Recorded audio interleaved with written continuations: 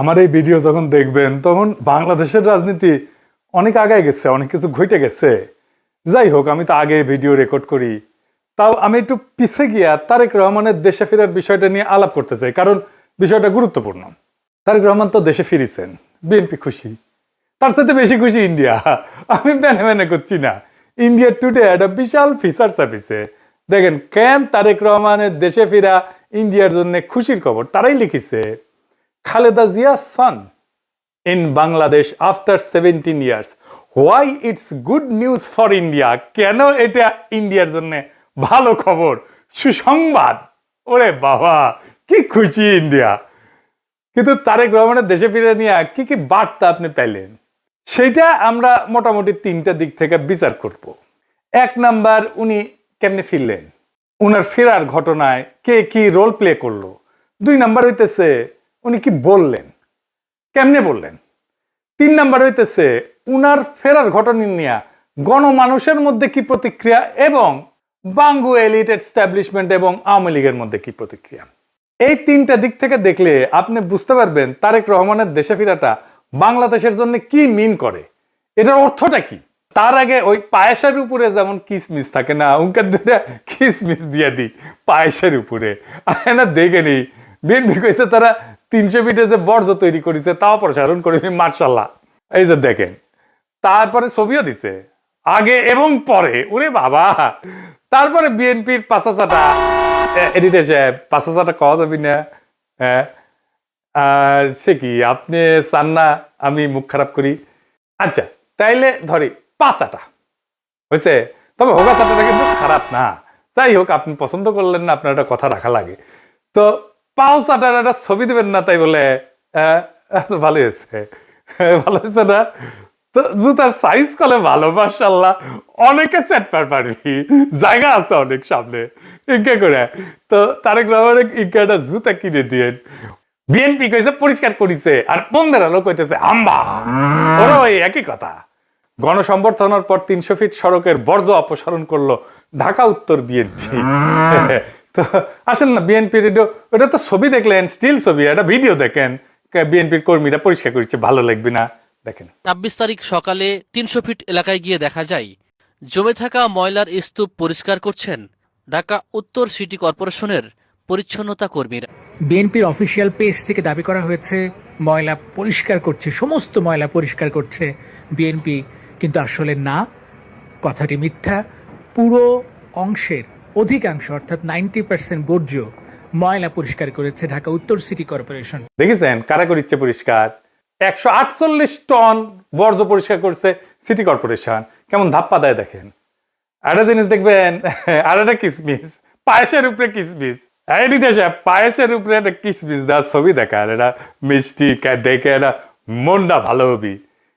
একটা জিনিস দেখেন, মিটিং শুরুর আগে স্টেজের সামনে বোতল ছুঁড়া T20 খেলিচ্ছে, দেখেছেন? কেউ থামাইতে পারতেছে না, পারলে নেতাদের মারে। বড় দল হয়ে করবে কি ওরা? নিজের দলে তো কোনো শৃঙ্খলা নাই, রাষ্ট্র চালাইবে, মিটিং সামলাইতে পারে না, তা আবার নিজের দলের মিটিং, তার নিজের দলের কর্মী তাদের। তো যাই হোক, আলোচনায় আসি। প্রথম পয়েন্ট, তারেক রহমান ফেরার ঘটনায় কে কি রোল প্লে করলো।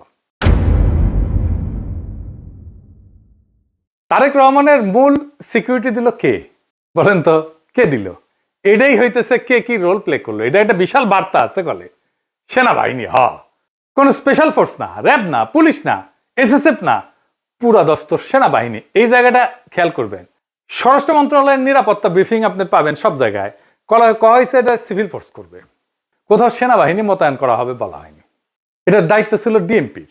দেখেন ডিএমপির ব্রিফিং দেখেন, 2000 পুলিশ সদস্য মোতায়েন থাকার কথা ছিল। পুলিশ দেখেছেন অল্প কিছু দেখতে পারেন, দেখেন নাই, মূলত চারিদিকে ঝাঁকে ঝাঁকে আর্মি। দেখেন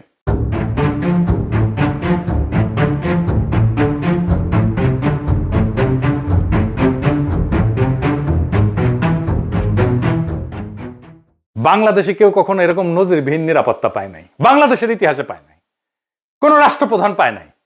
যাই হোক, এই যে আর্মি নিরাপত্তা, এটা প্রফেসর ইউনূসের সরকার সিভিল প্রশাসনকে উপেক্ষা কইরা ওয়াকার দিছে। এটা ওয়াকারের শক্তি প্রদর্শন, ও বুঝাই দেয় সবাইকে যে আর্মি তারেক রহমানের সাথে আছে, বুঝেছ? এটা হইতেছে message, hidden message. Tarique Rahman বাংলাদেশের নেক্সট প্রাইম মিনিস্টার হওয়া কন্টেন্ডার, সন্দেহ নাই, হইতে পারবে কিনা সেইটা সন্দেহ আছে। তো ওই তো একাই কন্টেন্ডার না, তাই না? ওনার দলের কাছাকাছি সাংগঠনিক শক্তি নিয়ে প্রতিদ্বন্দ্বী রাজনৈতিক জোট দাঁড়াইতেছে, এমন একটা ভাব তৈরি করা হইতেছে তারেক রহমান না থাকলে বাংলাদেশ উচ্ছন্নে যাবে, উনিই পারবেন বাংলাদেশকে পথে আনতে। যাই হোক, আমরা পরের ইস্যুতে যাই। উনি কি বললেন, কেমনে বললেন, আমরা এই ইস্যুতে ফিরে আসব। কেন এরকম ধারণা তৈরি করা হয়েছে উনি নেক্সট প্রাইম মিনিস্টার এবং উনি দেশটাকে ঠিক করতে পারবেন? উনি বক্তৃতায় নিরাপদ জীবন, নিরাপত্তা, এই জীবন জিনিসটা বারবার উল্লেখ করছেন, 5 বার। একটি নিরাপদ বাংলাদেশ আমরা গড়ে তুলতে চাই। নিরাপদে ঘর থেকে বের হলে নিরাপদে ইনশাআল্লাহ ঘরে আবার ফিরে আসতে পারে। যে কোনো মূল্যে আমাদেরকে নিশ্চিত করতে হবে যাতে মানুষ নিরাপদ থাকতে পারে। শিশু হোক, নারী হোক, পুরুষ হোক, যে কোনো বয়স, যে কোনো শ্রেণী, যে কোনো পেশা, যে কোনো ধর্মের মানুষ যেন নিরাপদ থাকে, এই হোক আমাদের চাওয়া। আজকে বিগত 15 বছর স্বৈরাচারের বিরুদ্ধে শত শত হাজারো গুম খুনের শিকার হয়েছে শুধু রাজনৈতিক দলের সদস্য নয়, নিরীহ মানুষের প্রতিবাদ করতে গিয়ে অত্যাচার নির্যাতনের শিকার হয়েছে, জীবন দিয়েছে। আবারও সকলকে যে কোনো মূল্যে দেশে শান্তি শৃঙ্খলা রক্ষার আহ্বান জানিয়ে যে কোনো বিশৃঙ্খলাকে পরিহার করে ধৈর্যের সাথে মোকাবেলা করার আহ্বান জানিয়ে আমার বক্তব্য শেষ করছি। এটা কোনো দুর্ঘটনাবশত কাকতালীয় ঘটনা না, এই বারবার ফিরে আসা, এইটা সেন্ট্রাল থিমেটিক অ্যাঙ্কর তার বক্তৃতার। পুরা বক্তৃতায় ছড়ায় থাকা কোর মেসেজ। এটা শুধু একটা কথার কথা না, পুরা বক্তৃতার একটা নৈতিক ফ্রেম এই নিরাপত্তা, মানুষের নিরাপত্তা। ভাষণের প্রধান নরমাটিভ ক্লেম মানুষ যেন নিরাপদ থাকে। নরমাটিভ ক্লেম কারে কয় জানেন তো? জানেন অবশ্যই, তাও কই আর কি। নরমাটিভ ক্লেম বলতে বোঝায় এমন একটা বক্তব্য যে যা কি হওয়া উচিত, কি করা উচিত, বা কোনটা নৈতিকভাবে সঠিক বা ভুল, এই প্রশ্নগুলোর উত্তর দেয়। এটা কোনো বাস্তব বর্ণনা না, এটা মূল্যবোধ, নৈতিকতা এবং আদর্শ নিয়ে কথা বলে। নরমাটিভ ক্লেম সবসময় এরকম হওয়া উচিত টাইপের দাবি, এবং এই নরমাটিভ ক্লেমের বৈশিষ্ট্য সত্য মিথ্যা দিয়ে যাচাই করা যায় না। এটা নৈতিক, রাজনৈতিক বা সামাজিক মূল্যবোধ প্রকাশ করে। এইগুলো নীতি নির্ধারণে ব্যবহার করা হয়। এই শব্দটা উচিত, দরকার, ন্যায়সঙ্গত, অন্যায়, ভালো, মন্দ, এগুলো হইতেছে নরমাটিভ ক্লেম। যেমন ধরেন, আমি যদি বলি রাষ্ট্রের দায়িত্ব নাগরিকদের নিরাপত্তা নিশ্চিত করা, এটা নরমাটিভ ক্লেম, বুঝাও। তারপরে ধরেন গুম খুনের বিচার হওয়া উচিত, এটা নরমাটিভ ক্লেম। সব মানুষের সমান অধিকার থাকা দরকার, এটা নরমাটিভ ক্লেম। কি হওয়া উচিত এটা বলতেছে। আবার দেখেন, এই নিরাপত্তা ইস্যুটাই আওয়ামী লেসপেন্সার নবনীতা কথাটাকে দইরা পারলে তারেক রহমান জিন্দাবাদ দেওয়া সিক্কুর দেওয়া ওঠে। দেখে যাও এত আরাম পেয়েছে কেন এই কথায়, পার বাকশালীরা কেন ফাল পারিচ্ছে জানেন? পরে আসিচ্ছি, সব একসাথে নিয়ে এইটা যখন এপিসোড যখন শেষ করবো তখন এটার উত্তরটা পাবেন। এই নিরাপত্তা কথাটা কেন নবনীতার এত পছন্দ, আওয়ামী লীগের এত পছন্দ, সেটা একটু বুঝে দেখে আসেন। এই নিরাপত্তা কথাটাই নবনীতার নেত্রীরা বাঁচাবে, আওয়ামী পান্ডাদের বাঁচাবে। এই নিরাপত্তা কথাটাই আর্মির দুর্বৃত্ত জেনারেলদের বাঁচাবে। উনি গুমের কথা বলছেন, কিন্তু কে করছে, কারা করছে সেটা বলেন নাই। তাদের বিচারের কথা বলেন নাই, 2024-এর শহীদের কথা বলেন নাই, এমনকি আবু সাইদ মুগ্ধর কথা বলেন নাই। উনি নিরাপত্তা সবার উপরে রাখছেন, শহীদদের উপরে রাখছেন। উনি হাসিনাকে ফ্যাসিস্ট পর্যন্ত বলেন নাই, স্বৈরাচার বলছেন। বিগত 15 বছর স্বৈরাচারের বিরুদ্ধে শত শত হাজারো গুম খুনের শিকার হয়েছে শুধু রাজনৈতিক দলের সদস্য নয়, নিরীহ মানুষের প্রতিবাদ করতে গিয়ে অত্যাচার নির্যাতনের শিকার হয়েছে, জীবন দিয়েছে। আমাদের সমাজের প্রথম রাজনৈতিক কর্তব্যটা কি এখন? দুইটা জিনিস তো, একটা হাসিনার অপরাধের বিচার, হাসিনার প্রশাসনের অপরাধের বিচার, নাম্বার 2 রাষ্ট্রের সংস্কার, তাই তো? আর তো কিছু না। কিন্তু উনি দুইটার কোনোটাও টাচ করলেন না। উনি নিরাপত্তা, মানুষের নিরাপদ জীবন দিয়ে ন্যায় বিচার, সংস্কার সবকিছু উড়াই দিলেন। তো তাইলে এই ভাষণ আমাদেরকে কোথায় নিয়ে যাচ্ছে? আমাদের এখন একটা সোজা প্রশ্ন তুলতে হবে যে রাজনৈতিক ভাষণের নিরাপত্তা যখন প্রধান ফ্রেম হয়ে ওঠে তখন ন্যায় বিচার কোথায় যায়, সংস্কার কোথায় যায়? এই প্রশ্নটা বুঝতে হইলে আগে একটা পার্থক্য বুঝতে হবে। আসেন সেটা বুঝে দেখি।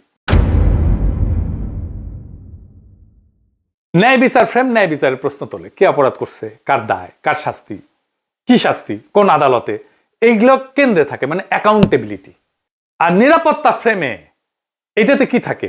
এইদিকে লেখেন, মানুষ যেন ভয় না পায়, সংঘাত না হোক, আর কোনো ঝামেলা না হোক, স্থিতিশীলতা আসুক, সবাই নিরাপদ থাকুক, এটার কেন্দ্রে থাকে স্ট্যাবিলিটি। এই তারেক রহমানের বক্তৃতায় নিরাপত্তা ফ্রেমটা ন্যায় বিচার ফ্রেমের উপরে বসানো হয়েছে, সবার উপরে। কিভাবে? গুম খুন বলা হয়েছে, কিন্তু বলা হয়নি কে করছে, কোন বাহিনী করছে, কিভাবে বিচার হবে, কিন্তু বলা হচ্ছে যে কোনো মূল্যে যেন মানুষ নিরাপদ থাকে। এই এক লাইনে যেটা ঘটে যায় সেটা অতীতের সমস্ত অপরাধ ভবিষ্যতে স্থিতিশীলতা দিয়ে ঢাইকা দেওয়া হয়। বিচারের বদলে স্ট্যাবিলিটি, জাস্টিসের বদলে শান্তি, এটাই জাস্টিস, ন্যায় বিচার, বিচারকে ডিনাই করার কৌশল। বিচার সংস্কার এটা যদি কেন্দ্রীয় কথা হইতো, তাইলে বিচার, দায়, ট্রাইব্যুনাল, সংস্কার এগুলোই মূল বক্তব্যের বিষয় হতো, বারে বারে আসতো। কিন্তু এখানে আসছে মানুষ যেন নিরাপদ থাকে, মানে ন্যায় বিচার পরে, নিরাপত্তা আগে। নিরাপদ থাকবে কেমনে? যে অপরাধগুলো হয়েছে সেটার বিচার না হলে নিরাপত্তা কোত্থেকে আসবে? এটা ইচ্ছা করে করছে? হ্যাঁ, ইচ্ছা করে করছে। ন্যায় বিচার বললে ওয়াকার ডরাইবে, ন্যায় বিচার বললে পুলিশের দুর্বৃত্ত পুলিশ অফিসাররা ডরাইবে, ন্যায় বিচার বললে হাসিনা ডরাইবে, আওয়ামী লীগ ডরাইবে। এই নিরাপত্তা ফ্রেমের ভেতরে কি আছে জানেন? এই নিরাপত্তা ফ্রেমের মধ্যে লুকায় আছে আওয়ামী লীগের দায় মুক্তি। কোন আইন করে ক্ষমা না, কিন্তু বিচার না হওয়া। আইন করে ক্ষমা করবে না, কিন্তু বিচারই করবে না। কারণ গুম খুন আছে, দায়ী তো কেউ নাই, কে করছে সেটা তো বলে নাই। বিচারের রোডম্যাপ নাই, নির্বাচনের রোডম্যাপ নিয়ে পাগলা হয়ে গেছিল, বিচারের কোনো রোডম্যাপ নাই। যত সময় যাবে অপরাধগুলো ঝুলে যাবে না? এই কারণেই তরুণেরা, তরুণদের রাজনৈতিক দল এনসিপি বিএনপির সাথে নাই। কারণ তরুণরা তো জানতে চাইবে কে করলো, কেন করলো, শাস্তি কি। নিরাপত্তার ফ্রেম তারেক রহমানের এই উত্তর দেবে না। বিএনপি আর তার বুদ্ধিজীবীরা বুঝতেই পারতেছে না, ন্যায় বিচারকে পিছাই দিলে ভবিষ্যতের বড় রাজনৈতিক সংকট তৈরি হয়। মানুষ যখন বিচারহীনতা দেখবে নিজের হাতে আইন তুলে নেবে। আর শেষ বিচারে তো বিচারহীনতা কোনো ইনসাফ না। যে রাজনৈতিক দল ন্যায় বিচারকে স্থিতিশীলতার নামে পিছায় দেয়, সে একদিন স্থিতিশীলতাকেই হারায় ফেলবে। আর একটা বিষয় হইতেছে, উনি বক্তা হিসেবে ভালো না, মানে নো অফেন্স, উনি বক্তা হিসেবে ভালো না। উদ্দীপনামূলক বক্তব্য উনি দিতে পারেন না। এমন একটা বিশাল অডিয়েন্স পেলে শেখ মুজিব তো ফাটায় ফেলতো। আমাদের এনসিপির নেতারা ভালো বক্তব্য দেয়, হাদিও ভালো বক্তব্য দিত। এই বক্তব্যটা অনেক মানুষ অনেক দিন ধরে মনে রাখবে না। এই বক্তব্য অনেক দিন অনেক মানুষ মিলে শুনবে, এটা হবে না। এইবার আসেন দেখি ওনার ফেরার ঘটনা নিয়ে গণমানুষের মধ্যে প্রতিক্রিয়া কি। আমরা তো আগে বুঝলাম এই সমাবেশ কোনো বড় উদ্দীপনা জাগাইতে পারে নাই মানুষের মধ্যে, কিন্তু মিডিয়া যা হাইপ তুলছে তা বিস্ময়কর। এমন তেলাইতেছে, তারে মার্টিন লুথার কিং বানাই দিছে। এমন তেলাইতেছে তারেক রহমানকে যে তারেক রহমান ভবিষ্যতের প্রধানমন্ত্রী কইয়া পরিচয় করাইতেছে। এটা দেখা খুবই বিরক্তিকর। মিডিয়া হাইপ তুলছিল 2004 সালে ভারতীয় লোকসভা নির্বাচনে, ইন্ডিয়া শাইনিং কইয়া বিজেপি নির্বাচনে নামছিল, গোহারা হারিছে। হিলারি ক্লিন্টনকেও মিডিয়া একদম হাইপ তুলছিল 2016 সালে, গোহারা হারছে ট্রাম্পের কাছে। ব্রেক্সিটেও প্রেডিকশন ছিল ব্রিটেন ইউরোপিয়ান ইউনিয়নে থাকবে, থাকে না। এটা মিডিয়ার প্রেডিকশন ছিল। মিডিয়া ফ্রেম করতেছে তারেক রহমানকে ভবিষ্যতে প্রাইম মিনিস্টার হিসেবে, এটা হবে বিএনপির জন্য ডিজাস্টার। ঐতিহাসিকভাবে প্রমাণিত যে জনগণ মিডিয়ার ভুল বা বায়াস প্রেডিকশনকে কেবল ভুল হিসাবে পাঠ করে না, তারা এটাকে ম্যানিপুলেশনের চেষ্টা হিসেবে বোঝে। 2016 সালের নির্বাচনের পরে পিউ রিসার্চ সেন্টার ধারাবাহিক জরিপ করছিল, এখানে বলতেছিল যে মিডিয়া ট্রাস্ট কনজারভেটিভদের মধ্যে এইটা ইতিহাসের সবচেয়ে নিচে নামে আসছে। মিডিয়ার ট্রাস্ট, মিডিয়ার বিশ্বাস। এবং অনেক তথ্যদাতা সরাসরি বলছে যে মিডিয়া আমাদেরকে বলার চেষ্টা করছে যেটা হবে, এবং তারা ভুল বলছে। এটাকে এজেন্ডা সেটিং হিসেবে মানুষ দেখে, মিডিয়া কভারেজ হিসেবে দেখে না। ফুকুয়েটারে বলছিল যখন জ্ঞান বর্ণনা না করে মিডিয়া নির্দেশ দিতে চায় জনগণকে, তখন তা ক্ষমতায় রূপ নেয়। তারা তারেক রহমানের ক্ষমতা তৈরি করতেছে, মিডিয়া ক্ষমতা, ভার্চুয়াল ক্ষমতা তৈরি করতেছে। আর হান্না আন্ড্রেড বলছিল যে এমন ক্ষমতা জনগণ নীরবে সহ্য করে না, সে প্রত্যাখ্যান করে। তাই বহু নির্বাচনে আমরা দেখি জনগণ ব্যালট ব্যবহার করে কেবল কোন প্রার্থীর বিরুদ্ধে না, ভবিষ্যতে আগেই লিখে রাখা মিডিয়া ন্যারেটিভের বিরুদ্ধে প্রতিশোধ নেয়। বাংলাদেশের জনগণ এই যে তারেক রহমান আগামীর প্রধানমন্ত্রী, এই মিডিয়া ন্যারেটিভের বিরুদ্ধে প্রতিশোধ নেবে, লিখে রাখতে পারেন আজকের কথা। তারপরে ধরেন পাবলিকের যা হয়রানি হয়েছে দেখেন একটু। দেখেন কি পরিমাণ লোক এয়ারপোর্ট থেকে সবাই লাগেজ মাথায় করে কিন্তু বের হচ্ছে। দেখেন, আপনারা দেখলে অবাক হয়ে যাবেন যে শত শত না হাজার হাজার লোক আটকে পড়েছিল, যারা প্রবাস থেকে বাংলাদেশে আজকে আসছে বা কালকে রাত্রে যারা আসছে বের হয়ে যেতে পারছে, আজকে যারা আসছে সহজে কিন্তু সকালবেলা বের হতে পারে নাই। এখন তারেক রহমান সাহেব বের হয়ে গেছে, সবাইকে বের হওয়ার ব্যবস্থা করছে এবং সবাই বের হয়ে যাচ্ছে। আর একটা হয়রানি দেখেন পাবলিক কি করছে।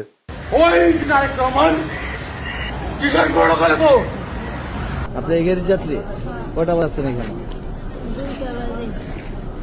আপনার অনুভূতি কি? মানে এই যে 2টা বাজে আসছেন, এখন 6টা বাজে। খারাপ লাগছে, মনে হচ্ছে লোকটারে পায়ে জুতা দিতে পারতাম। খুবই কান্না পাচ্ছে, খুবই কি বলবো, ভাষায় প্রকাশ করতে পারতেছি না।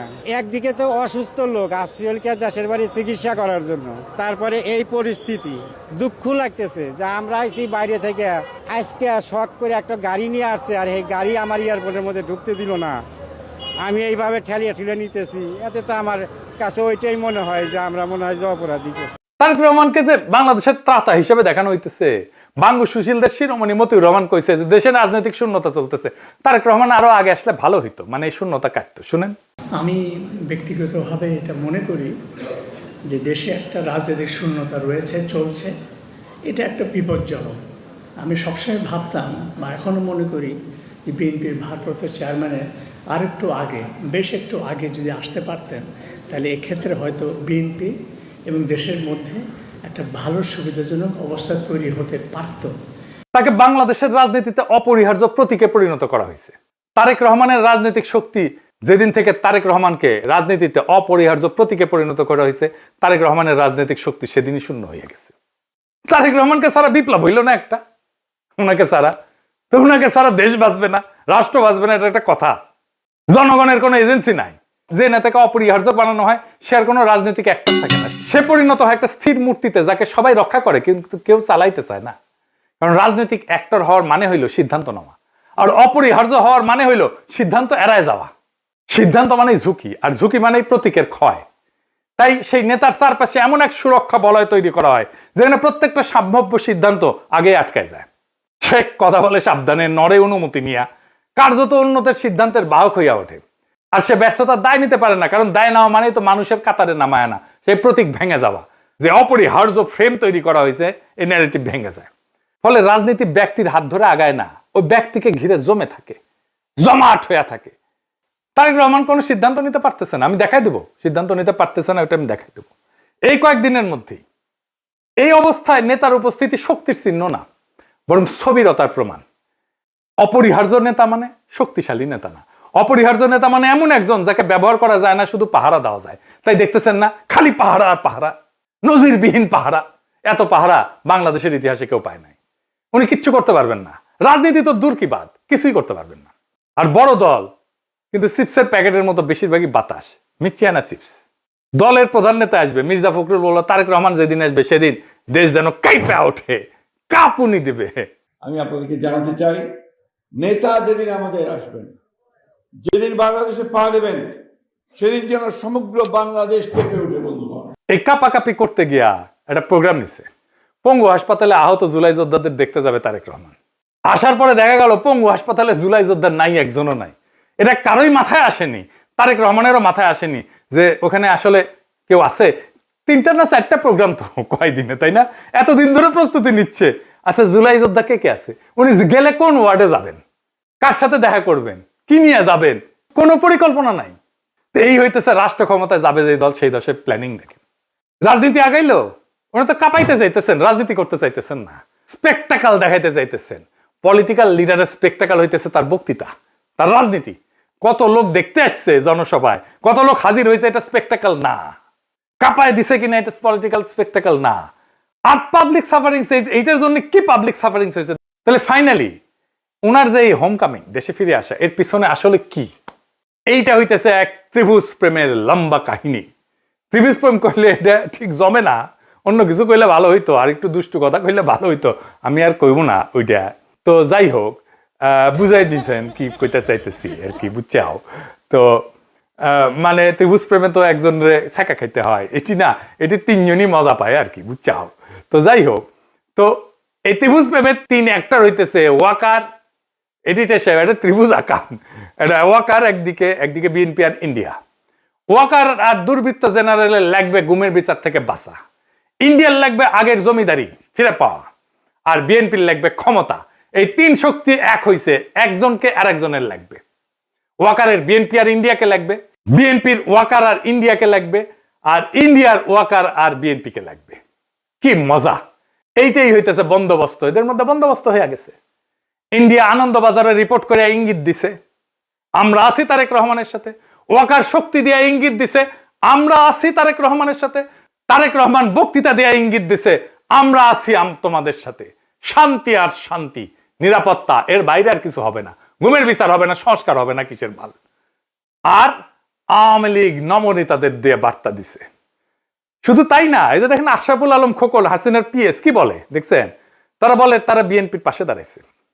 আবার দেখেন আরেকজন, দেখেন আওয়ামী লীগ, তার প্রোফাইল পিকচার দেখেছেন? হ্যাঁ, সঞ্জিদা খাতুনের ছবি দিছে, তা সেরা ছবিটা দিছে, দুঃখ ভাব একটু, বুঝছাও তো। ওই কয় যে গরু দুধ দেয় তার নাকি লাথি খাওয়া যায়, মানে বিএনপি দুধ দিচ্ছে এখন। বিএনপির আবার দুধও আছে। না আছে তো, না আছে আছে, সত্যি আছে, আমি মিছা কথা কইতেছি না, আমি দুষ্টামি করিছি না। বিএনপির দুধু আছে, আসলেই আছে। এই যে দেখেন বিএনপির দুধু, দেখিস বিএনপির দুধু আছে। তো বিএনপির দুধু দিয়ে দিছে আওয়ামী লীগকে। যাই হোক, আপনি কিছুদিন পরে দেখবেন পার নাস্তিক গুলা দাঁড়াইতেছে বিএনপির পাশে এবং তারা বলতেছে আমরা বিএনপিকে ভোট দিব। আমি দেখাই দিব, বলতেছে তারা পার নাস্তিক, যাদেরকে ঘৃণা করেন আপনারা। বিএনপিকে ক্ষমতা আনার জন্য এই সবগুলো শক্তি এক হয়েছে। কেন্দ্র দখল করবে, প্রশাসনকে কাজে লাগায়, পুলিশকে কাজে লাগায়, গুন্ডা আর হুন্ডা দিয়ে নির্বাচন হবে, আর্মি বসে থাকবে, অথবা আর্মিও পিটাবে পাবলিককে, ব্যালট বাক্স লুট হবে। আওয়ামী লীগের পুরো সংগঠন বিএনপির জন্য কাজ করবে, টাকা আসবে, খালি টাকা আর টাকা, লুট করা টাকা ফেরত আসবে কিছু। নির্বাচন প্রচারণার জন্য এই 4 বান্ডেল দিলাম ব্যানার পিস্টন করার জন্য, আর এটি লাগাইবা শুধু মোটরসাইকেল বহরের জন্য।